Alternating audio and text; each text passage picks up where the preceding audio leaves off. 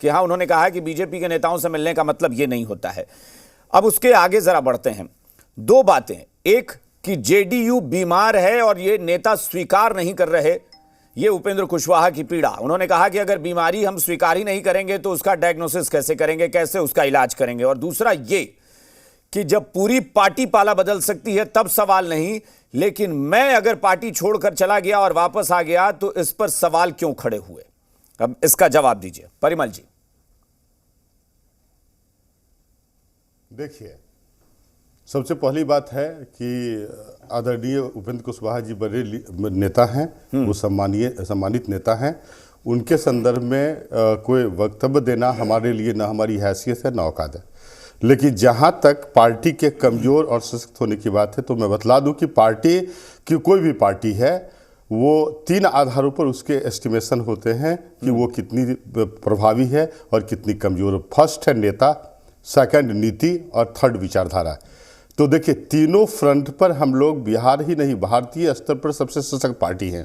हमारे नेता विकास के प्रतिमान है, सामाजिक न्याय और विकास के वो एक स्वयं उन्होंने इतना उच्च प्रतिमान स्थापित किया है कि किसी भी व्यक्ति के लिए उस ऊंचाई को छूना असंभव सा कार्य है। दूसरी बात, हमारी नीति, तो हमारी नीति तो पूर्ण रूप से संवैधानिक है। आर्टिकल 38 के तहत जैसे हम लोग भारत लोक कल्याणकारी राज्य की बात करता है तो हमारे जो नेता हैं या जो सरकार है, हमारे आदरणीय मुख्यमंत्री के नेतृत्व में जो सरकार है वो लगातार 2005 से मैं इतना जो 3 पैमानों पर आपने व्याख्या जो शुरू की है ना, तीसरी व्याख्या का मतलब यही है ना भाई, सीधे आप पॉइंट पर आ जाते तो इतना कुछ बोलना ही नहीं पड़ता। मैं बार बार आपको कहता हूं कि आप इतना जो डिटेल बताते हैं, आप ये व्याख्यान जो दे रहे हैं, नहीं सुनिए ना, आप जो व्याख्यान दे रहे हैं वो यही साबित करने के लिए ना कि उपेंद्र कुशवाहा ने गलत बोला, तो सीधे कहिए ना कि गलत बोला।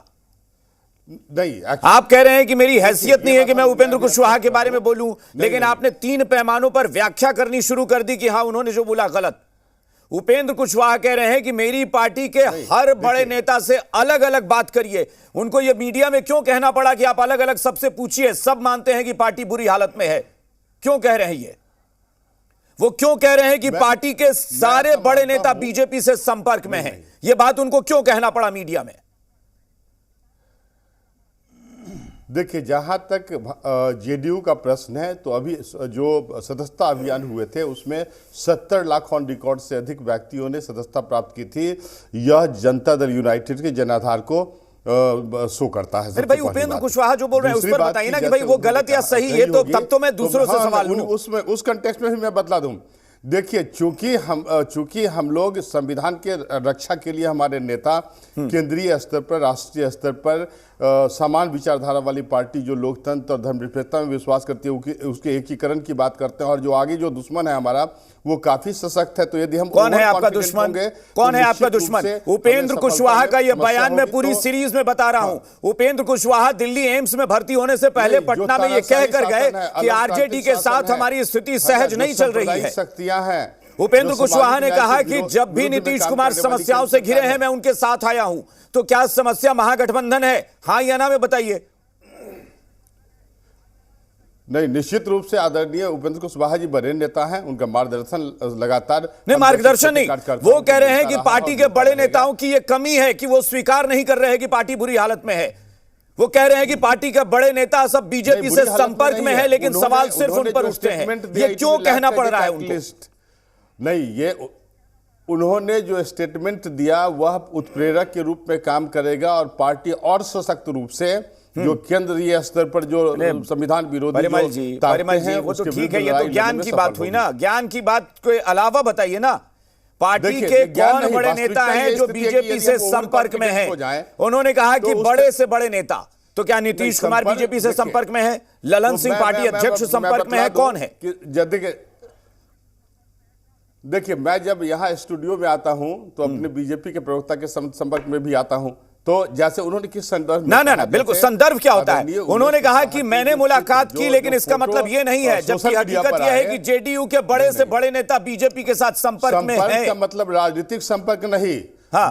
नहीं संपर्क में मतलब उन्होंने ये नहीं कहा कि राजनीतिक संपर्क में है, उन्होंने ये कहा कि संपर्क में कहने का मतलब कि जब कोई बीमार होता है तो हम लोग पार्टी लाइन से ऊपर उठकर मेरे वो निजी रिश्ते होते, परिमल जी वो निजी रिश्ते बोले जाते हैं, जैसा उसका प्रयोग भी किया, उस शब्द का भी प्रयोग किया उन्होंने, निजी रिश्ते। निजी रिश्ते और संपर्क में बहुत फर्क है परिमल जी। नहीं परिमल जी, आप उसका अलग व्याख्या मत करिए। निजी रिश्ते शब्द का प्रयोग उन्होंने किया था, देखिए जहां उनको निजी रिश्ते बोलना था उन्होंने वो भी बोला। हमारे राष्ट्रीय अध्यक्ष ने स्पष्ट कहा कि जनता दल यूनाइटेड। ठीक है, चले विनोद शर्मा जी, तीन बातें जो बहुत महत्वपूर्ण। एक कि मुख्यमंत्री का यह कहना कि उपेंद्र कुशवाहा 3 बार आए 3 बार चले गए, तो उस पर उन्होंने जाहिर तौर पर हमलावर अंदाज में कहा कि जब पूरी पार्टी पाला बदल गई तब तो सवाल नहीं उठा, लेकिन मैं आकर चला गया तो उस पर सवाल क्यों उठ रहे हैं। यानी वो सीधा नीतीश कुमार से प्रश्न। दूसरा कि मैंने बीजेपी के नेताओं से मुलाकात की तो सवाल खड़े हो गए, जबकि हकीकत यह है कि जेडीयू के बड़े से बड़े नेता बीजेपी के संपर्क में है। तो यह संपर्क शब्द क्या है, इसका मतलब? विनोद शर्मा जी। कात्यायन जी देखिए, बहुत ही अहम विषय है कि उपेंद्र कुशवाहा जी जदयू के तीसरे नेता हैं। मुख्यमंत्री जी ललन बाबू राष्ट्रीय अध्यक्ष, उसके बाद तीसरे पायदान पर हैं, उनके ऊपर 2 बड़े नेता हैं। और निश्चित रूप से मानवीयता के आधार पर भाजपा के नेता अस्पताल में जब एम्स में थे तो गए थे मिलने।